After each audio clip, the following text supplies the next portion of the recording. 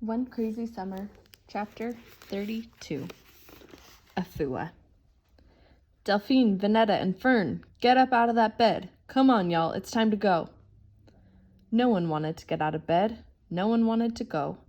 But Cecil stood in the doorway and called us one more time. Fern was the first to spring up. Hey, that's my name. Our mother said my name. Cecil rolled her eyes and left the room. Fern was a regular jumping bean. She said my name. She said my name. Vanetta couldn't take another excited minute of Fern jumping on the upper mattress. Big deal. She said my name too. Big deal to me, Fern said. She always says Delphine. She always says Vanetta. Today she said Fern, Fern, Fern. She jumped in between each Fern. Fern, not little girl. Vanetta flung her pillow at Fern, but Fern wouldn't be quieted. I said, "That's not your real name, the one she gave you." "It is too." "Is not."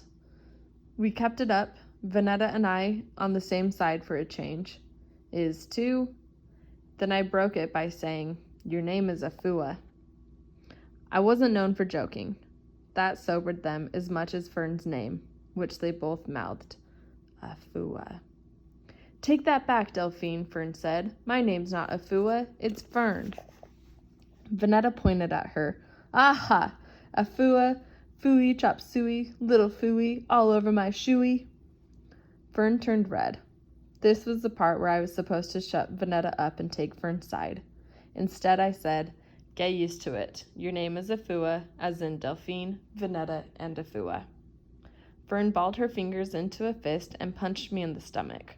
Her hand was so little. I didn't say ow to give her the satisfaction of knowing she caused me pain. I just said, "Go brush your teeth, Afua." Later, Cecil said, "Why'd you tell her that? If I wanted her to know her name, I would have told her."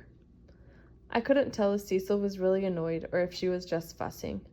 I decided she was just fussing and that I couldn't go through my life afraid of what my mother might do next.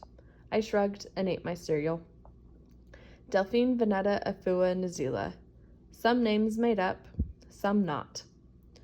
Did it matter what they really meant or where Cecil got them from, as long as she gave them to us and to herself? We spent the bus ride and the $2 taxi ride to the airport making fun of Afua. Once Cecil said, "Cut it out." That was the end of us teasing Fern outright. Still, Vanetta and my constant smirks erupted into snickers. Fern stayed mad. When we got to the airport, Cecil called Papa collect. She turned her back to us and spoke to Pa for more than 15 minutes.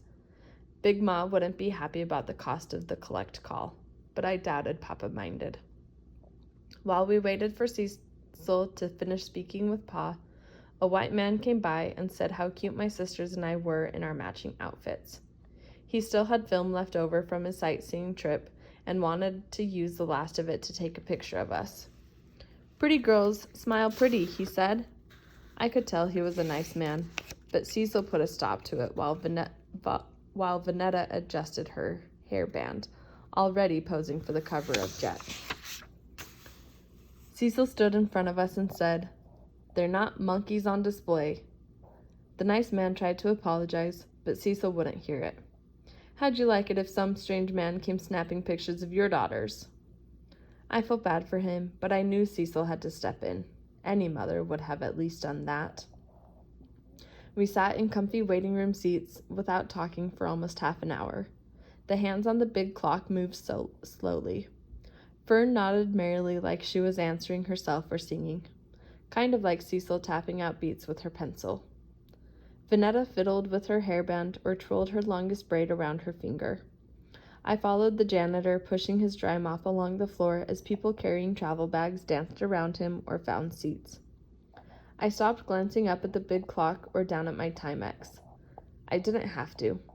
The queasiness churning inside of me told me it was time to go, and then the boarding announcement was made over the loudspeaker. She said, "Go on," and we went. I expected Cecil to walk away, to cut through the terminal in man-sized strides as soon as we got up and stood in line. When I turned to see if she had gone, she was standing only a few feet away, looking straight at me. It was a strange, wonderful feeling to discover eyes upon you when you expected no one to notice you at all. I smiled a little and faced front to find something to do with myself. Vanetta and Fern both held on to their own ticket. I reached to take Fern's ticket, afraid she'd crush it the way she was holding it. She felt me reaching and pulled her hand away. We moved closer to the front of the line near the ticket taker. Fern balled both hands, banging her fists at her sides, her ticket now completely crumbled. Maybe she was afraid of the airplane ride and getting knocked around by the clouds. Maybe she didn't know what to do with her hands without Miss Patty Cake. Or she could have still been mad about all the Afua teasing. My first move was to comfort her. I went to reach out to Fern, but she bolted from the line, ran, and jumped on top of Cecil. Vanetta and I didn't hesitate. We broke off from the line and ran over to hug our mother and let her hug us. How do you fly 3,000 miles to meet the mother you hadn't seen since you needed her milk, needed to be picked up, or were 4 going on 5, and not throw your arms around her, whether she wanted you to or not? Neither Vanetta, Fern, nor I could answer that one. We weren't about to leave Oakland without getting what we'd come for. It only took Fern to know we needed a hug from our mother.